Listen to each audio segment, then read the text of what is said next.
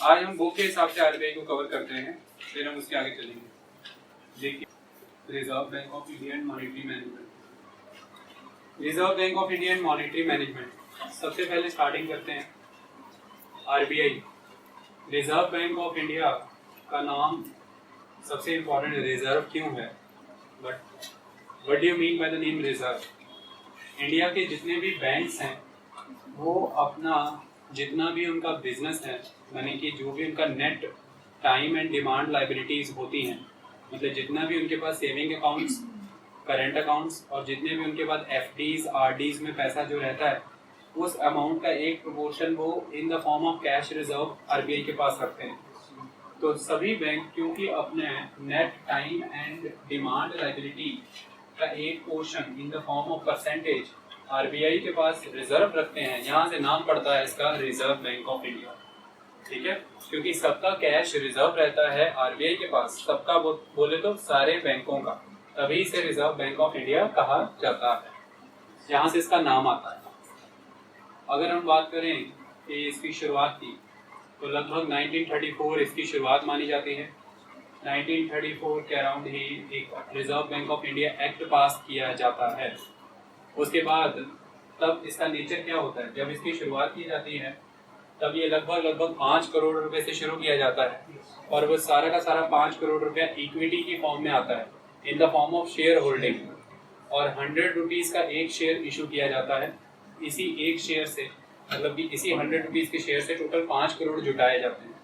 इसमें majority contribution private sector का होता है, तो एक तरह से ये बैंक प्राइवेट नेचर का था, लेकिन इसमें सरकार का कंट्रीब्यूशन भी लगभग 2,22,000 रुपये का होता है, बट ये बहुत थोड़ा कंट्रीब्यूशन है, लगभग 4%। तो 5 करोड़ कंट्रीब्यूशन में से लगभग गवर्नमेंट का कंट्रीब्यूशन सिर्फ 4-4.5% होता है।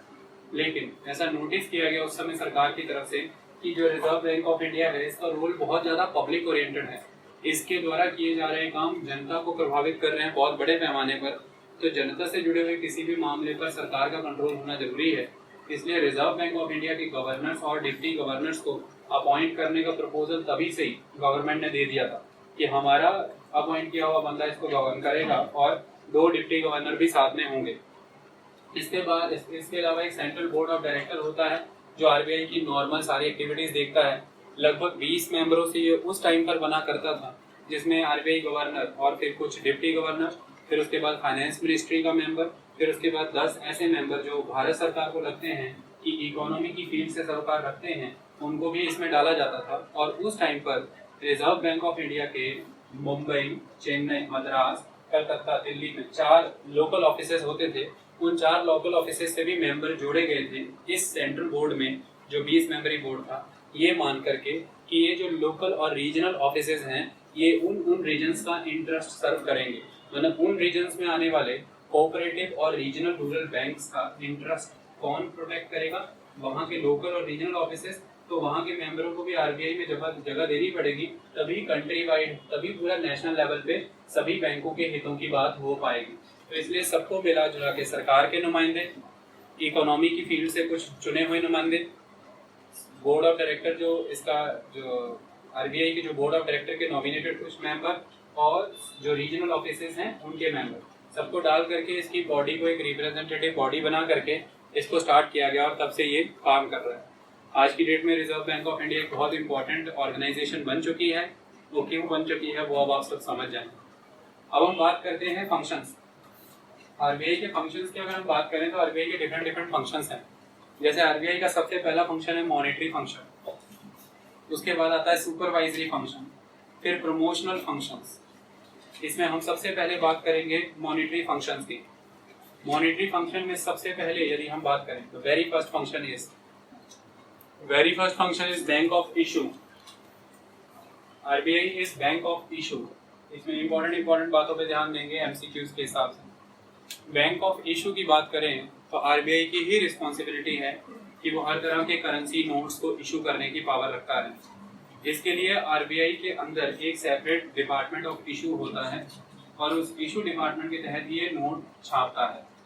अब बात करें कि 1 रुपए का कॉइन और 1 रुपए का सिक्का, 1 रुपए का कॉइन और 1 रुपए का नोट जो है वो भारत सरकार छापेगी। भारत सरकार के अंदर आने वाली फाइनेंस मिनिस्ट्री फाइनेंस मिनिस्ट्री के अंडर आने वाली फाइनेंस सेक्रेटरी का साइन होता है 1 रुपए के नोट के ऊपर। 1 रुपए के नोट और 1 रुपए के सिक्के और बाकी सिक्कों को, कॉइन्स को यदि छोड़ दें तो बाकी सब छापने का और प्रिंट करने का काम करता है आरबीआई। भारत सरकार के द्वारा छापे गए कॉइन और नोट को भी डिस्ट्रीब्यूट करने का और मैनेज करने का काम करता है आरबीआई। माने हर तरह की करेंसी के सर्कुलेशन का काम आरबीआई करेगा और प्रिंटिंग और इशू करने का काम 2 रुपए से लेकर के 2000 रुपए तक के नोट का। बाकी 1 रुपए का सिक्का, 1 रुपए का नोट और बाकी सारे हाई और लो डिनोमिनेशन के कॉइन्स भारत सरकार के द्वारा छापे जाएंगे। आई बात समझ में? मुद्दे की बात यह है कि ऐसा छापने के लिए बैंक ऑफ इशू इसको कहा जाता है, इसके लिए जो इसका इशू डिपार्टमेंट है उसके ऊपर एक रिस्पॉन्सिबिलिटी रहती है कि वो किस तरह से नोट छापेगा या किस तरह से नोट नहीं छापेगा। उसमें 2 चीज़ें आएंगी। जो भी नोट छापे जाते हैं वो एक तरह से लाइबिलिटी होती है। पहले वाले नोट्स में यदि देखें तो इतना ध्यान से ये चीज़ नहीं नोटिस होती थी, लेकिन अब वाले नोट पे बहुत प्रोमिनेंटली सरकार ये चीज़ मेंशन करती है।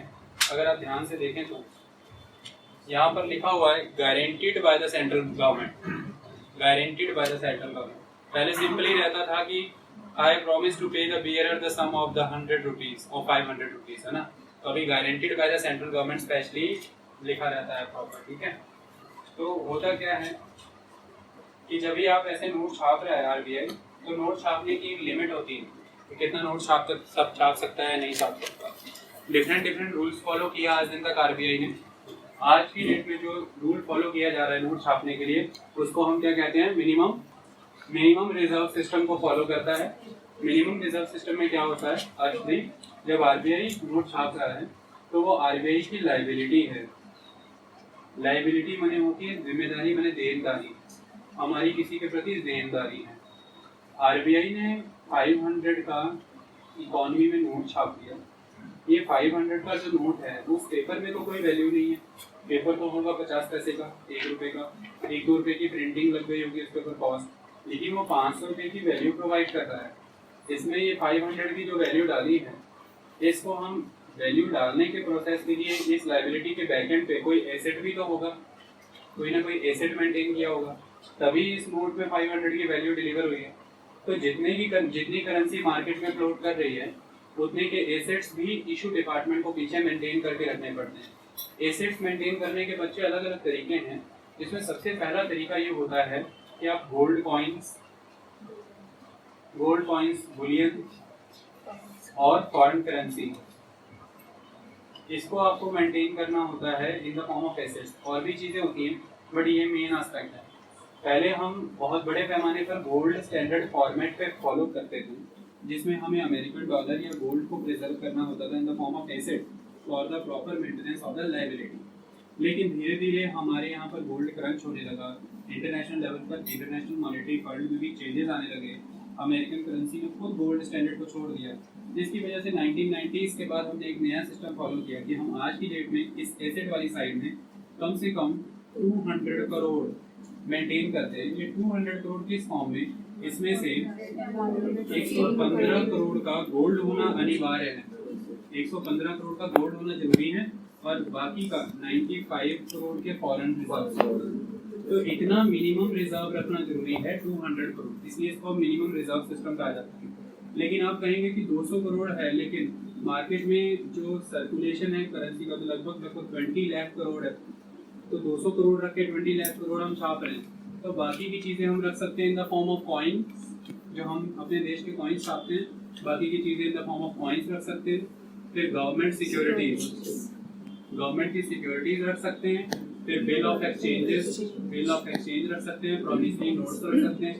ये government security, bill of exchange, promissory notes, ये वो चीज़ें हैं जो बैंक या गवर्नमेंट ऑफ इंडिया आरबीआई को देते हैं और आरबीआई से फिर लोन लेते हैं।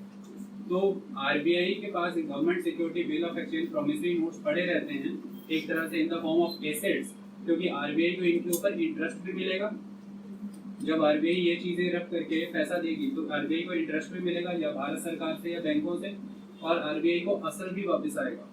जब भी बैंक या गवर्नमेंट ऑफ इंडिया अपना government security, bill of exchange या प्रॉमिसरी नोट वापस लेंगे, प्रिंसिपल अमाउंट भी देंगे, तब तक सिक्योरिटी, तब तक इंटरेस्ट भी पे करेंगे। तो ये एक तरह से आरबीआई का एसेट है इस एसेट को यहाँ पर रख करके उतनी लायबिलिटी इशू करती है। जैसे 500 रुपये आरबीआई छापता है और 500 रुपये का मान लीजिए इधर गोल्ड और फॉरेन रिजर्व है, खड़े पैर भारत सरकार ने बोला 1 लाख रुपए की जरूरत है, करोड़ नहीं 1 लाख रुपए की, तो 1 लाख रुपए की गवर्नमेंट सिक्योरिटी जनरेट करेगी भारत सरकार, आरबीआई को दे देगी, आरबीआई बदले में 1 लाख रुपीज इशू कर देगी। तो एसेट्स में आ गए 1 लाख की सिक्योरिटी और बदले में इशू हो गया 1 लाख रुपए। ठीक है, तो इस तरह से एसेट्स एंड लायबिलिटीज का कंसेप्ट होता है। इस तरह से आरबीआई का इशू डिपार्टमेंट करेंसी के फ्लो को और सर्कुलेशन को मेंटेन करता है। यही रीजन है कि आरबीआई को बैंक ऑफ इशू कहा जाता है। अब ये सारी बातें आपको एमसीक्यूज के लिए ध्यान में रखनी है कि एसेट्स की फॉर्म में हम फॉरेन करेंसी गोल्ड बुलियन रखते हैं, हम मिनिमम रिजर्व सिस्टम को फॉलो करते हैं, ये 1990s के बाद शुरू हुआ है। हम बाकी की करेंसी छापने के लिए इन the form of coins, in the form of government security, in the form of bill of exchange, in the form of promissory note हम एसेट्स मेंटेन करते हैं और उसके बदले में हम लायबिलिटीज जनरेट करते हैं। That is the very first point of the RBI, that is the RBI is a bank of issue. Bank of issue clear हुआ? Yes sir. बाकी आप सब जानते हैं 40 करोड़ का गोल्ड का फंडा ये हुआ। Banker to the government, that is next concept, banker to the government.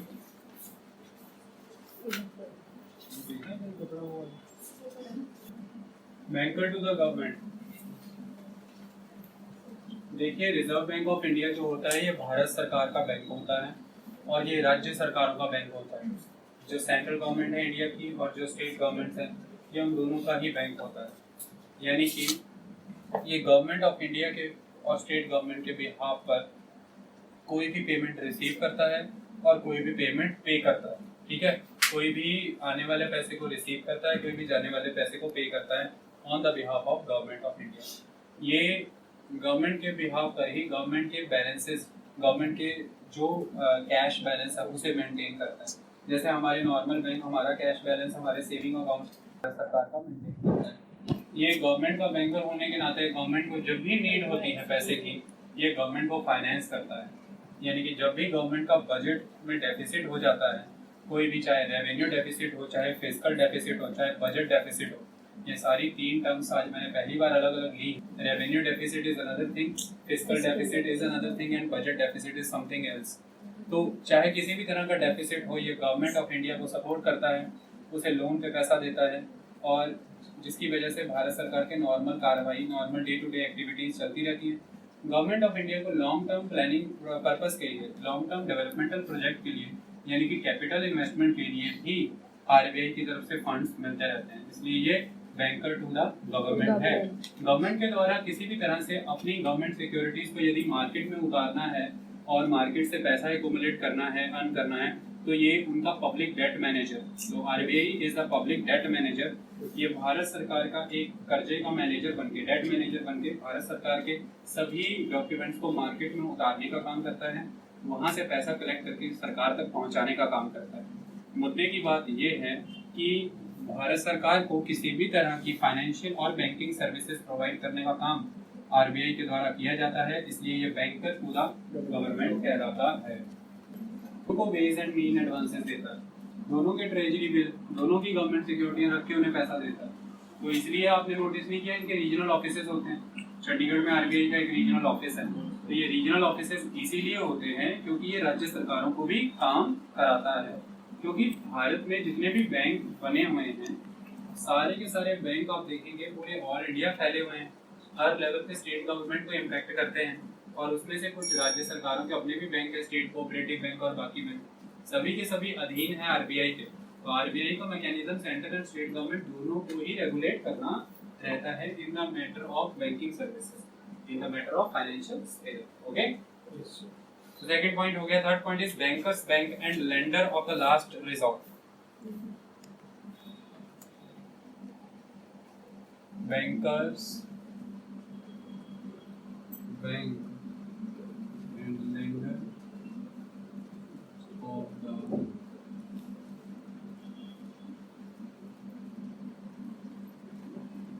Bankers bank and lender of the last resort, ये बैंकों का बैंक है, सभी बैंकों का बैंक है।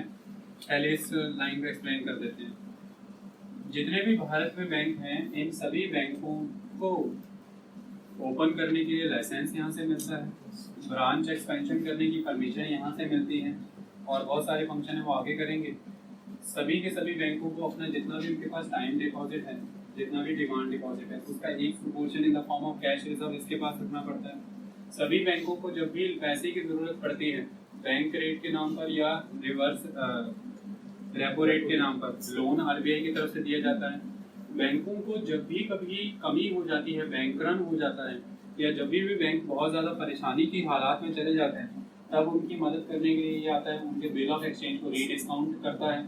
सबसे जैसे बाकियों को जो भी इंटरेस्ट रेट पर लोन मिल रहा है, लेकिन बैंकों को मार्केट रेट से कम रेट पर सबसे पहले लोन दे दिया जाता है, और फिर उसके बाद यदि फिर से नीड होती है तो उसे रीडिस्काउंट कर दिया जाता है और फिर से लोन दिया जाता है। सो द थिंग इज कि पूरी तरह से जो बैंक हैं वो डिपेंड रहते हैं आरबीआई के ऊपर। किसी भी तरह से बैंकों को जब भी पैसे की कमी हो जाती है तो आरबीआई उनकी हेल्प करता है। जब भी बैंकों को लोन देना होता है या क्रेडिट देना होता है, तो कितना लोन देना है, कितना क्रेडिट देना है, जो वॉल्यूम ऑफ क्रेडिट है या volume of money in the market है, इसे रेगुलेट करने का काम आरबीआई करता है अपनी मॉनेटरी पॉलिसीज के थ्रू, जिन्हें हम क्वांटिटेटिव टूल्स कहते हैं। सो द थिंग इज, एक तरह से RBI is a banker to the bank of bankers bank, ठीक है। Next, RBI is the lender of the last resort. जब बहुत बड़े पैमाने पर जो बैंक होते हैं, बैंकों के पास किसी तरह से भी क्रेडिट करने के लिए या फिर लोन पर देने के लिए पैसा नहीं रह जाता है, और मार्केट में बहुत बड़े पैमाने पर स्लो डाउन आया हुआ है, बहुत हाई लेवल पर लैंडिंग एक्टिविटी होनी ज़रूरी है, अदरवाइज जो स्लो डाउन है वो ठीक नहीं हो सकता है। ऐसी सिचुएशन में आरबीआई उनके रेस्क्यू के लिए आता है, उनकी मदद करता है। जब भी बैंक रन होता है तो उन्हें पैसा प्रोवाइड करता है। तो फिर से यहाँ पर वही काम आएगा, डिस्काउंटेड रेट पर, और फिर डिस्काउंटेड रेट पर आने के बावजूद भी यदि फिर भी बैंकों को उतने सस्ते इंटरेस्ट रेट मिलने पर भी वो लोन आगे नहीं डिस्बर्स कर पा रहे, फिर से उन्हें डिस्काउंट किया जाता है। तो डिस्काउंटिंग एंड रीडिस्काउंटिंग एक्टिविटीज़ के थ्रू उन्हें पैसा देता है, पैसा दे करके उन्हें बचाता है कि वो बैंक जो है अपने क्रेडिट ग्रोथ की वजह से, क्रेडिट प्रोवाइड करने की वजह से बच जाए, मार्केट में बना रहे, मार्केट में रिसेशन ना आए, रिसेशन से हम बाहर निकलते रहें। तो इस तरह की जितनी भी लेंडिंग एक्टिविटीज़ करता है आरबीआई, उस पॉइंट पर आकर के, जिस पॉइंट पर बैंकों की हालत खराब हो जाती है, तो इसलिए कहा जाता है lender of the last resort. एकदम लास्ट रिसोर्ट पे आके, लास्ट पॉइंट पे यही आपकी मदद करता है। Next one is the controller of the credit. So the next one is the controller of the credit. देखिए, जो भी पैसा बैंक कर्जे पे देंगे वो क्रेडिट होगा एक तरह से, और RBI is the controller of the credit. आप सबको पता है आरबीआई क्रेडिट को कंट्रोल करने के लिए क्या क्या कदम उठा सकता है। You know very well. RBI क्या कर सकता है? आरबीआई सीआरआर को यूज कर सकता है, cash reserve ratio. RBI open market operations कर सकता है। आरबीआई एसएलआर को यूज कर सकता है, statutory liquidity ratio. RBI repo rate, repo और रिवर्स रेपो को यूज कर सकता है। इनके थ्रू आरबीआई क्रेडिट कंट्रोल कर सकता है। सभी बैंकों को एक required amount of the deposits with the banks RBI के पास रखना पड़ता है in the form of cash, जैसे कैश रिजर्व रेशियो कहा जाता है। अगर आरबीआई वो परसेंटेज बढ़ा दे, जिसकी स्टैट्यूटरी लिमिट्स है मिनिमम 3% एंड द मैक्सिमम 15%, तो 3 to 15% की रेंज में अगर आरबीआई इसको 5, 6, 7, 8, 9 पर लेता है, इंक्रीमेंट की तरफ ले जाता है, तो बैंकों को अपना ज़्यादा cash in the form of reserve रखना पड़ेगा आरबीआई के पास, जिसकी वजह से बैंकों की कैपेसिटी कम हो जाएगी लैंडिंग की, तो क्रेडिट क्रिएशन कम हो जाएगा, तो आरबीआई क्रेडिट कंट्रोल कर देगा, और इसे हम कहेंगे क्रेडिट स्क्वीजिंग, मनी कॉन्ट्रैक्शन हो जाएगा मार्केट में ड्यू टू द स्ट्रॉन्ग, और ड्यू टू अगर आरबीआई इसको घटा देता है, कैश रिजर्व रेशियो को रिड्यूस कर देता है, तो फिर बैंकों के पास ज़्यादा सपोर्ट सिस्टम आ जाएगा इन द फॉर्म ऑफ कैश, वो उसे लैंड कर पाएंगे, क्रेडिट क्रिएशन ज़्यादा होगा, तो उसको हम कहेंगे आरबीआई की डियर मनी पॉलिसी या चीप मनी पॉलिसी या lose money policy, tight money policy, पहले वाली टाइट मनी पॉलिसी। इसी तरह से open market operation, SLR, repo rate, reverse repo rate, ये सारा समझाना है अभी, इसलिए मैं यहाँ पे नहीं समझा रहा हूँ, ठीक है, सारा अभी करेंगे। तो इन सभी प्रोसेसेस के थ्रू आरबीआई जो है वो क्रेडिट कंट्रोल कर देता है बैंकों का, ठीक है, सारा समझ आ जाएगा अभी आगे। Next one is custodian of the foreign exchange reserve. ये फंक्शन आप बहुत अच्छे से जानते हैं। RBI is the custodian. RBI चूंकि इंटरनेशनल मॉनेटरी फंड का मेंबर है, जिसकी वजह से आरबीआई के ऊपर ये ऑब्लिगेशन है कि वो वर्ल्ड की मेजॉरिटी ऑफ द करेंसीज जो हैं उन्हें एक्सचेंज करके दें इंडियन रुपये के मुकाबले। इसलिए इंडिया की भी अपनी रिक्वायरमेंट हो जाती है, क्योंकि इंडिया बहुत सी चीज़ें इंपोर्ट कराता है और वो जो चीज़ें इंपोर्ट होती हैं वो फॉरेन करेंसी में होती हैं। इसकी वजह से आरबीआई को ऑल द टाइम एक फॉरेन एक्सचेंज का रिजर्व मेंटेन करके रखना पड़ता है। आरबीआई ही वो बॉडी है जो सभी बैंकों को या दूसरे प्राइवेट स्टॉक मनी एक्सचेंजर्स को ये ऑथराइजेशन देते हैं कि वो मनी को एक्सचेंज कर सकें। सो RBI is the main authority जो मनी एक्सचेंजर्स को परमिशन देता है। RBI is the main authority जिसको रेगुलेट करना है फॉरेन एक्सचेंज को। आरबीआई ही वो बॉडी है जो स्टॉक मेंटेन करके रखती है in the form of assets कि कितनी फॉरेन करेंसी रहनी कितनी नहीं। शुरुआत के दौर में अगर देखें तो आप सभी जानते हैं कि 1950 से 1990 तक आरबीआई ने बहुत स्ट्रांगली एक fix exchange rate policy follow किया। पाउंड के मुकाबले में, डॉलर के मुकाबले में एक fix exchange rate policy follow करते रहे। कितना पाउंड कितना डॉलर वो आपके लिए इम्पोर्टेंट है। उसके बाद कई बारी रुपए में उतार चढ़ाव आया, इतनी ज़बरदस्त परिवर्तन आना रुपए में, कभी ऊपर जाना कभी नीचे आना, जिसकी वजह से आरबीआई को अपना एक्सचेंज रेट जो है वो फिक्स से हटा के फ्लोटिंग में कन्वर्ट करना पड़ा। लेकिन फ्लोटिंग में आने के बाद आप नोटिस करते हैं कि बहुत ज़बरदस्त रेट हाइक हो जाते हैं और डॉलर बहुत महंगा हो जाता है, तो भी आपकी करेंसी के बुरे हालत हो जाते हैं। तो ऐसे में आपको मैनेज करना भी ज़रूरी है। तो आरबीआई ने एक बीच का रास्ता निकाला, ना फिक्स होगा ना फ्लोट होगा, मैनेज होगा। It is a managed floating rate कि एक लिमिट तक आप कोई इंटरफेरेंस नहीं करेंगे, लेकिन अगर डॉलर का रेट उससे आगे जाने लगे तो आप फिर उसमें इंटरवीन करेंगे और उसको कंट्रोल करेंगे। जब बहुत ज़्यादा रेट गिरने लगेगा तो आप डॉलर्स परचेज करेंगे, जब बहुत ज़्यादा रेट बढ़ने लग जाएगा तो आप डॉलर को मार्केट में फ्लो करेंगे। तो इस तरह से पूरी तरह से आरबीआई के कंट्रोल में रहता है फॉरेन एक्सचेंज का market. So RBI is the main custodian of the foreign exchange reserve of the country. आई बात समझ में? हमने अभी तक किए ये सारे कौन से थे? Monetary function. अब हम नेक्स्ट करेंगे सुपरवाइजरी फंक्शन। सुपरवाइजरी फंक्शंस में क्या आता है? सिर्फ और सिर्फ मॉनेटरी कंट्रोल करने से ही फाइनेंशियल सिस्टम स्ट्रेंथन नहीं होगा इकोनॉमी का। बहुत बड़े पैमाने पर इंडिया में डिफरेंट बैंक काम करते हैं। प्राइवेट बैंक भी हैं, उसमें रूरल बैंक भी आते हैं, कोऑपरेटिव बैंक भी आते हैं और बहुत सारे इसमें से कमर्शियल बैंक्स हैं। तो हर तरह के बैंक को हर तरह के ग्रुप के लिए, सेक्शन के लिए वर्किंग बनाना, हर किसी का टारगेट अलग अलग है। कोई एग्रीकल्चर में सपोर्ट कर रहा है, कोई इंडस्ट्री को सपोर्ट कर रहा है, कोई हाउसिंग को सपोर्ट कर रहा है, कोई एक्सपोर्ट को प्रमोट कर रहा है, कोई गवर्नमेंटल प्लान्स तो 5 ईयर प्लानिंग को सपोर्ट कर रहा है। इन सभी को इफेक्टिव बनाने के लिए इन सभी को एक सिंगल यूनिफाइड एक ऐसा बॉडी चाहिए जो सबको इनके गोल्स, इनकी डायरेक्शंस की तरफ डायरेक्टेड रखे। तो ऐसे में आरबीआई को एक सेंट्रल बॉडी बनाया इन लोगों ने और आरबीआई को एक सुपरवाइजरी रोल दिया कि इनको आरबीआई को इन सभी बैंकों के फंक्शंस को सुपरवाइज भी करना है। अब सुपरवाइजरी रोल वो कैसे बनाता है? सबसे पहले कोई भी बैंक यदि कोई नई ब्रांच खोलने जाता है तो उसे आरबीआई से परमिशन लेनी पड़ेगी। उसका उद्देश्य क्या है? उसका उद्देश्य ये है कि बैंक किस एरिया में खुल रहा है, काम कहीं वहाँ पर ऑलरेडी बहुत ज़्यादा ब्रांचेस तो नहीं है, वहाँ तो नहीं खोल दे रहे हो, और जहाँ पर हमारा एक्चुअल पर्पस है कंट्री का कि बैंकिंग टू द अनबैंक, उसके लिए हमें वहाँ पे बैंक ब्रांच खोलना है। आप वहाँ पे खोल रहे हो कि नहीं खोल रहे हो? तो ब्रांच खोलने समय आपको बैंक खोलने समय, नया बैंक खोलने समय आपको जो परमिशन लेना है, उसके लिए परमिशन लेने का पर्पस ये है कि आपको ये प्रूव करना है कि आपका जो बैंक है पहले वो किस ग्रुप को टारगेट करेगा, बैंक क्यों खोलना चाहते हो, इंटेंशन क्या है, कहीं वो नॉर्मल लोगों के लिए डेट्रीमेंटल तो नहीं है, नुकसानदायक तो नहीं है, क्योंकि बैंक में लोगों का पैसा लगेगा और आप पैसा लेकर के कहीं भाग तो नहीं जाने वाले हो। ये सारी बातें पुख्ता करनी है, उसके लिए पहले परमिशन लेना होगा। तो RBI is the main authority, कोई भी नया बैंक। फिर उसके बाद जब भी हर बार नया ब्रांच खोलना है, किन किन लोगों को आप टारगेट करेंगे, कैसे एरिया में आप बैंक खोलेंगे, किस तरह के प्रोडक्ट सर्व करेंगे, ये आरबीआई को देखना होता है। तीसरा, बैंकों की मैनेजमेंट कैसी है, सारी की सारी मैनेजमेंट आरबीआई चेक करता है। अगर ज़रूरत पड़ने पर बैंकिंग मैनेजमेंट को चेंज भी कर सकता है। आरबीआई के द्वारा ही बैंकों के टॉप मैनेजमेंट केडर में बंदे अपॉइंट किए जाते हैं। इसमें गवर्नमेंट का रोल भी होता है। जब मैं आरबीआई की बात कर रहा हूँ, मैं गवर्नमेंट की भी बात कर रहा हूँ, ठीक है। तो आरबीआई को ये सारी चीज़ें देखनी होती हैं। उसके बाद वर्किंग ऑफ द बैंक, बैंकों की वर्किंग भी आरबीआई डिसाइड करता है। कब कितने बजे आपको काम शुरू करना है, कितने बजे काम बंद करना है, किस तरह से आपको लंच ब्रेक्स करने हैं नहीं करने हैं, कितने करने हैं, कैसे करने हैं, ये सारी चीज़ें भी आरबीआई डिसाइड करता है कि वर्किंग कितनी रहेगी, कैसी रहेगी।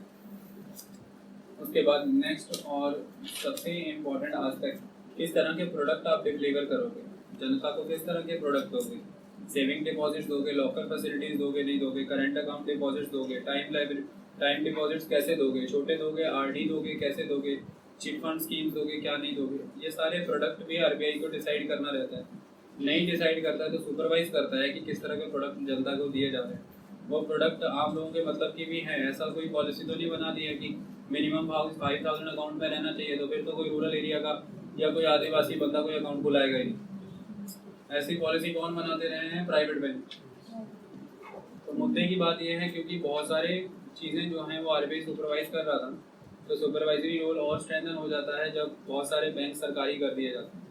जब 1969 जुलाई के महीने में भारत सरकार के द्वारा सभी के सभी 14 बड़े प्राइवेट बैंकों को जब नेशनलाइज कर दिया जाता है, तो नेशनलाइजेशन ऑफ बैंक के बाद आरबीआई की रिस्पॉन्सिबिलिटी और बढ़ जाती है क्योंकि अब वो भी सरकारी हो गए हैं आरबीआई की तरफ, क्योंकि आरबीआई खुद बैंकिंग रेगुलेशन एक्ट 1949 के तहत सरकारी हो चुका था। 1935 में चाहे वो एक प्राइवेट के तौर पे ओपन हुआ, लेकिन 1949 में वो सरकारी बन चुका था। तो बैंकिंग कंपनीज एक्ट के तहत जितने भी बाद में सरकारी शेड्यूल्ड या शेड्यूल्ड प्राइवेट या शेड्यूल्ड पब्लिक बैंक्स हैं, इन सभी को आरबीआई को सुपरवाइज करना बनता है हर फंक्शन, उनके हर काम में। तो दैट इज द सुपरवाइजरी और advisor role of the RBI एक तरह से, ठीक है। The next one is the promotion function. Is promotional functions. तो भारत सरकार ने बोला ऐसे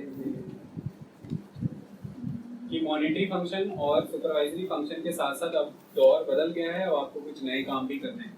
वो क्या करना है? प्रमोशनल फंक्शंस भी करने हैं। मैंने अब आज के बाद आपको कई तरह की जितनी भी फंक्शंस में जाते हैं, प्रोग्राम्स में जाते हैं, किसी भी तरह की कोई मीटिंग रखी जाती है, आरबीआई को प्रमोशन करना है कि ज़्यादा से ज़्यादा लोग बैंकों से जुड़े, यानी कि बैंकों को प्रमोट करना है कि बैंक ज़्यादा से ज़्यादा ब्रांचेस खोलें, बैंक ज़्यादा से ज़्यादा प्रोडक्ट्स लॉन्च करें।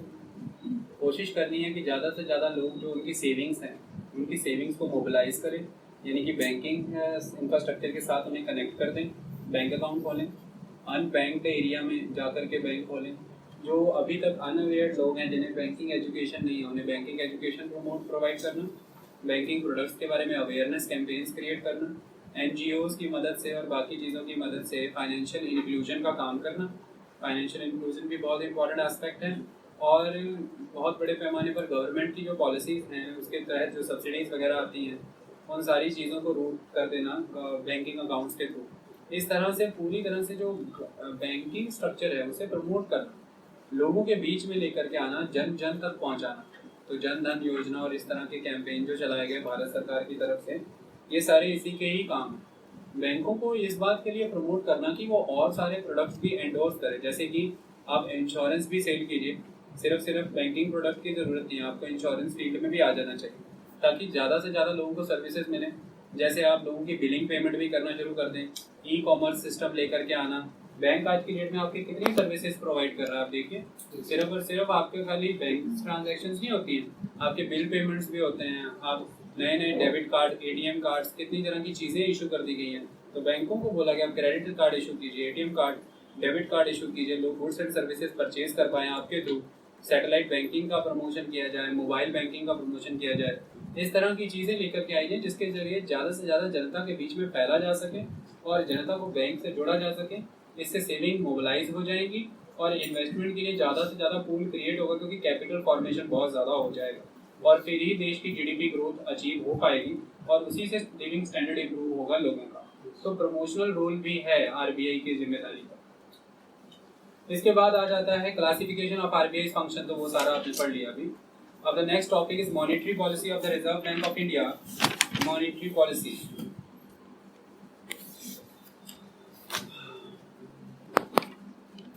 मॉनेटरी पॉलिसी में दो स्टेप्स हैं। पहले कंट्रोल्ड एक्सपेंशन, 1951 से 72 तक कंट्रोल्ड एक्सपेंशन बोला गया है इसको, और आगे 1972 के बाद RBI anti inflationary monetary policy.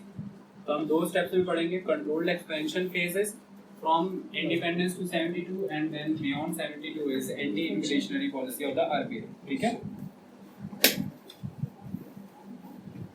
क्या सिस्टम रहता है इसमें, देखो ध्यान से।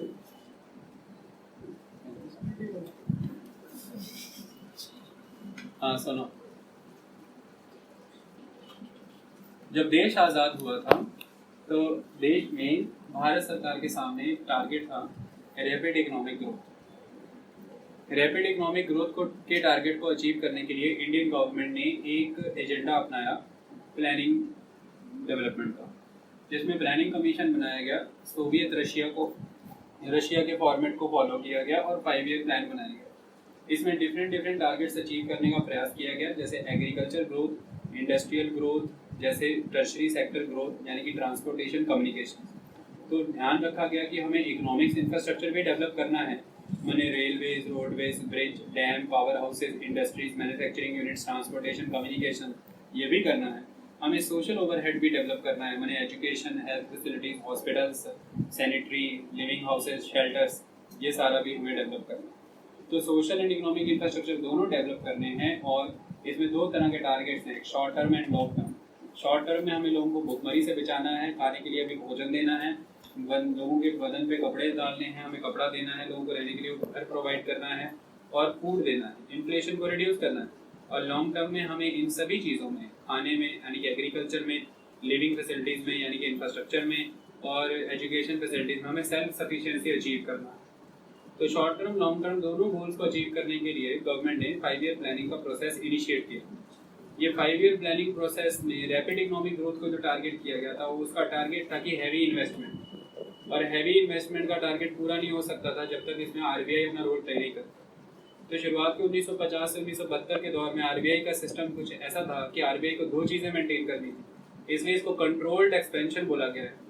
What do you mean by the word expansion? Expansion word का मीनिंग यहाँ पर ये है कि आरबीआई को बहुत बड़े पैमाने पर लोन देने हैं, क्रेडिट देना है, जिसकी वजह से डेवलपमेंटल एक्टिविटीज़ हो सकें, और डेवलपमेंटल एक्टिविटीज़ की वजह से ही इंफ्रास्ट्रक्चर ग्रो करेगा किसी न किसी लेवल पर, इकोनॉमिक एक्टिविटीज़ होंगी, सोशल इंफ्रास्ट्रक्चर ग्रो करेगा, इसकी वजह से एम्प्लॉयमेंट जनरेशन होगा, और एम्प्लॉयमेंट जनरेशन होने की वजह से ही लोगों का लिविंग स्टैंडर्ड इम्प्रूव होगा क्योंकि पर कैपिटा इनकम बढ़ेगा। लेकिन जब ये सब होगा तो नेचुरल सी बात है, मार्केट में मनी सप्लाई बहुत तेज़ी से बढ़ेगा, और मनी सप्लाई जब तेज़ी से बढ़ेगा तो उसकी वजह से इन्फ्लेशन बढ़ने का डर है। और एक बार यदि इन्फ्लेशन बढ़ गया तो जितना चाहे आप हाई जीडीपी ग्रोथ कीजिए, जितना चाहे आप हाई लिविंग स्टैंडर्ड कीजिए, लोगों की जितनी सारी सेविंग्स हैं वो इन्फ्लेशन के नाम का दाना सारी की सारी खत्म करके चला जाएगा, और इन फ्यूचर आपके लिए कोई कैपिटल फॉर्मेशन नहीं होगा, और आपको होल लाइफ इकोनॉमी को क्रेडिट पे ही डिपेंड कराना होगा। तो हाई इन्फ्लेशन इसलिए मार देती है। तो इन्फ्लेशन को कंट्रोल करना और क्रेडिट दे दे करके एक्सपेंशन करना, तो this is the phase of controlled expansion. क्या कंट्रोल किया जाए? कंट्रोल्ड वर्ड से मतलब कि इन्फ्लेशन को कंट्रोल किया जाए ताकि लोगों की जो सेविंग्स है उसकी वैल्यू इरोड ना हो जाए। अगर रुपए की कीमत गिरती चली जाएगी डे बाय डे तो सेविंग्स की वैल्यू इरोड होती चली जाएगी। लेकिन सेविंग्स तभी होंगी जब लोगों के पास रोजगार होगा और लोगों के पास इनकम जनरेट करने की एबिलिटी होगी, बिजनेस होगा। बिजनेस तभी होगा जब डिमांड होगी, डिमांड तभी होगी जब लोगों के पास परचेजिंग पावर होगी, और वो परचेजिंग पावर तभी होगी जब जेब में पैसा होगा।